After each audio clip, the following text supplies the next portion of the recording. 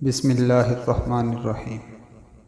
شروع اللہ کے نام سے جو بڑا مہربان نہایت رحم والا ہے۔ تمام دیکھنے اور سننے والوں کو السلام علیکم۔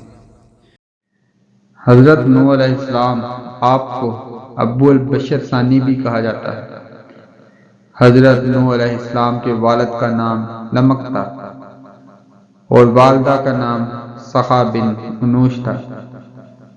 آپ کا شجرہ نسب 8 پشتوں کے بعد حضرت آدم علیہ السلام سے مل جاتا ہے۔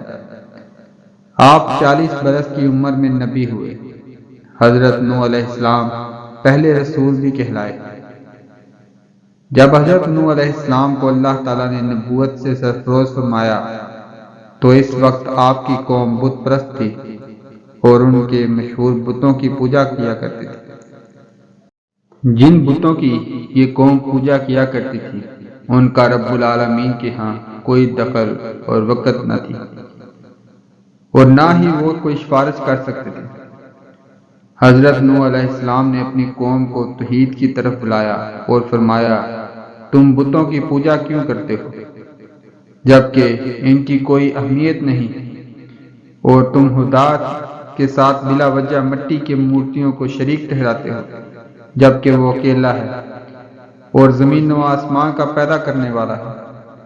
ان کے درمیان جو کچھ بھی زمین پر یا آسمان پر ہے ان کا اکیلا وہی مالک ہے اور موت و حیات اسی کے قبضے قدرت میں ہے۔ حضرت نوح علیہ السلام نے 950 برس جو کہ ایک طویل عرصہ ہے بڑی سنجیدگی سے لوگوں کو توحید کی طرف بلانے میں صرف کیے اور ہر لحاظ سے راہ راست پر لانے کی کوشش کی، مگر اللہ تعالیٰ کی ہدایت تو ان لوگوں کے لیے ہے جن کو اللہ تعالیٰ ہدایت دے اور وہ طلب کریں، مگر یہ بدبخت اور گمراہ لوگ راہ راست پر نہ آئے۔ البتہ حضرت نوح علیہ السلام پر طنز کرتے اور مختلف طریقوں سے ان کو پریشان کرتے تھے۔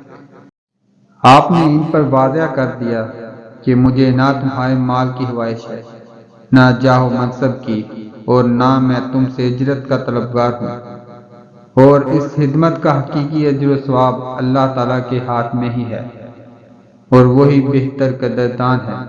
حضرت نوح علیہ السلام نے بہت کوشش کی کہ یہ گمراہ قوم سمجھ جائے اور رحمت الہی کی آغوش میں آ جائے، مگر قوم نے نہ مانا، اور جس قدر اس طرح سے تبلیغ حق میں جدوجہد اور ریاضت ہوئی، اس قدر قوم کی جانب سے بغض و عناد میں سرگرمی کا اظہار ہوا اور اظہار رسانی اور تکلیف دہی کے تمام وسائل کا استعمال کیا گیا، اور آخر میں حضرت نوح علیہ السلام سے تنگ ہو کر وہ کہنے لگے، اے نوح علیہ السلام، اب ہم سے جنگ و جدل نہ کر، اور ہمارے اس انکار پر خدا کا عذاب لا سکتا ہے تو لے آ۔ چنانچہ اللہ تعالیٰ کا عذاب آیا اور قوم نوح تباہ و برباد ہو گئی۔